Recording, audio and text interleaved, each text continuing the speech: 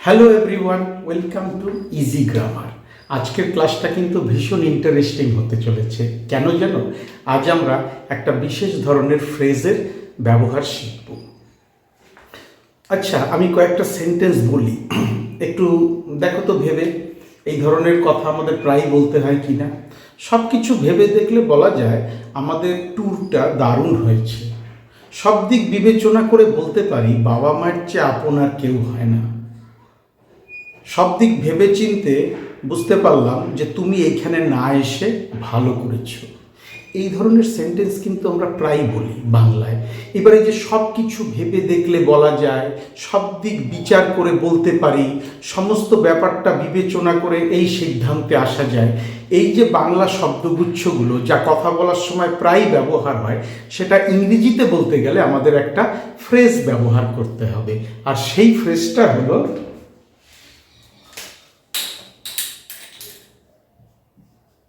all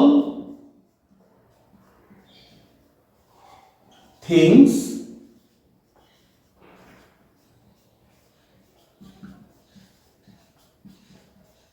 considered, all things considered।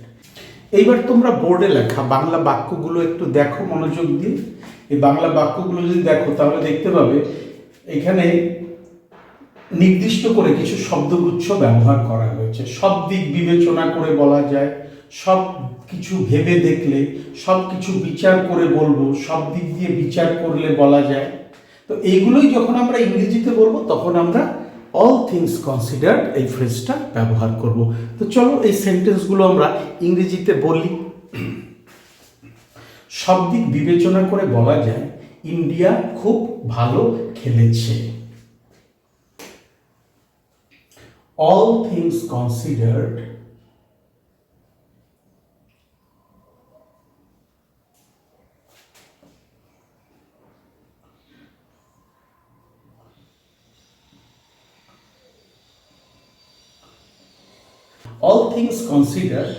India খুব ভালো খেলেছে, ভারত খুব ভালো খেলেছে।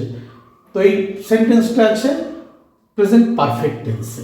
যদি বলতাম ইন্ডিয়া খুব ভালো খেলেছিল তাহলে ওটা পাস্ট টেন্সে নিতাম, কিন্তু যেহেতু এখানে আমরা লিখেছি ইন্ডিয়া খুব ভালো খেলেছে, সেন্টেন্সটা আছে প্রেজেন্ট পারফেক্ট টেন্সে। আর প্রেজেন্ট পারফেক্ট টেন্স থাকলে বাক্যের যে কর্তা তারপরে মূল ক্রিয়ার আগে একটা সহায়ক ক্রিয়া বসে, সেটা হচ্ছে হ্যাভ অথবা হ্যাজ। তো এখানে ইন্ডিয়া ভারতবর্ষকে একটা দেশ ধরে, একটা তৃতীয় সত্তা ধরে বা একটা থার্ড পারসন সিঙ্গুলার নাম্বার ধরে আমরা এখানে সহায়ক ক্রিয়াটা বসাবো।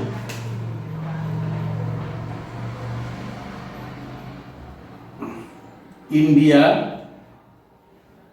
Has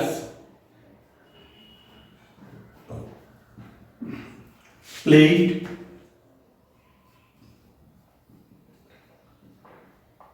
really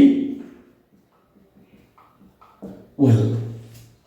All things considered, India has played really well. সবকিছু ভেবে দেখলে তুমি সত্যিই ভাগ্যবান। সবকিছু ভেবে দেখলে তুমি সত্যিই ভাগ্যবান। এখানে যদি আমি বলতাম সবকিছু ভেবে দেখার পরে আমি বলতে পারি যে তুমি সত্যিই ভাগ্যবান, তাহলেও কিন্তু আমাদের এই অল থিংস কনসিডার্ড ব্যবহার করলেই হয়ে যেত। এর মধ্যে যে বলা যায়, বলতে পারি, এর জন্য আলাদা করে কিছু বলার দরকার নেই। এটা পুরোটাই এই অল থিংস কনসিডার্ড ফ্রেজের ভেতরে দেওয়া আছে। অল থিংস কনসিডার্ড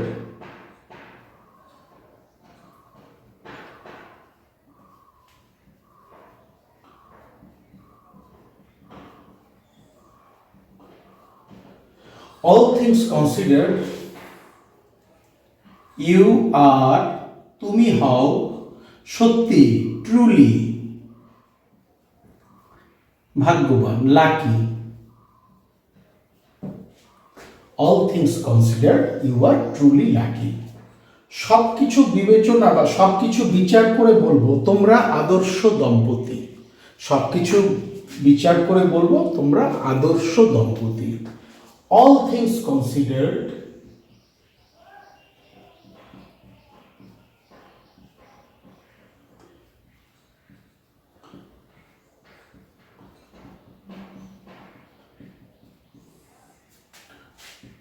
তোমরা হও আদর্শ দম্পতি। তোমরা হও, আর আদর্শ, এখানে পারফেক্ট লিখব। আর দম্পতি ইংরেজি couple. All things considered you are perfect couple. সবকিছু বিচার করে বলবো তোমরা আদর্শ দম্পতি। সব দিক দিয়ে বিচার করলে বলা যায় কলকাতা ভারতের সবচেয়ে সস্তা শহর। ঠিকই তো, কলকাতায় থাকার জায়গার মূল্য অন্যান্য শহরের চেয়ে অনেক কম, তার জন্য অনেক কম পয়সা দিতে হয়। যে টাকায় আমি কলকাতায় একটা হোটেলে থাকবো, দিল্লি বা মুম্বাইতে তার 3 গুণ টাকা খরচ করতে হবে। খাবারের দামও কলকাতায় কম। তাই সব কিছু বিবেচনা করলে বা সব দিক দিয়ে বিচার করলে বলা যায় কলকাতা ভারতের সবচেয়ে সস্তা শহর। All things considered,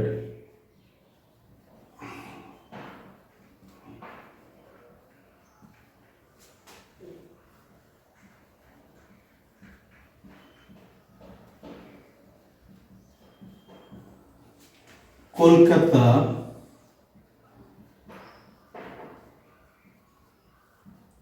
is the cheapest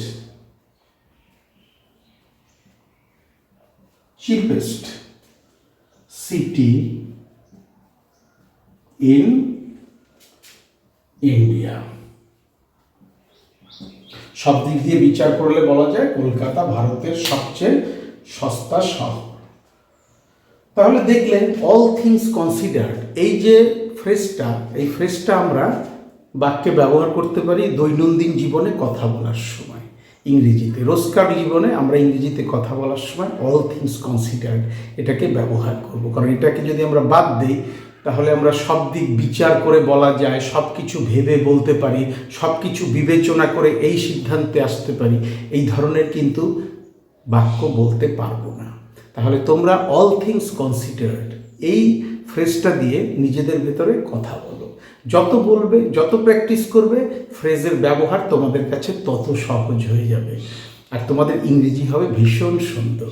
কোথাও আটকে গেলে ভিডিও কমেন্ট সেকশনে লিখে পাঠাও। এছাড়া ডেসক্রিপশন বক্সে আমি ইমেল অ্যাড্রেস দিয়ে রেখেছি, চাইলে সেখানে আমার সাথে যোগাযোগ করে নিতে পারো। Thank you so much for your time and attention and have a nice day.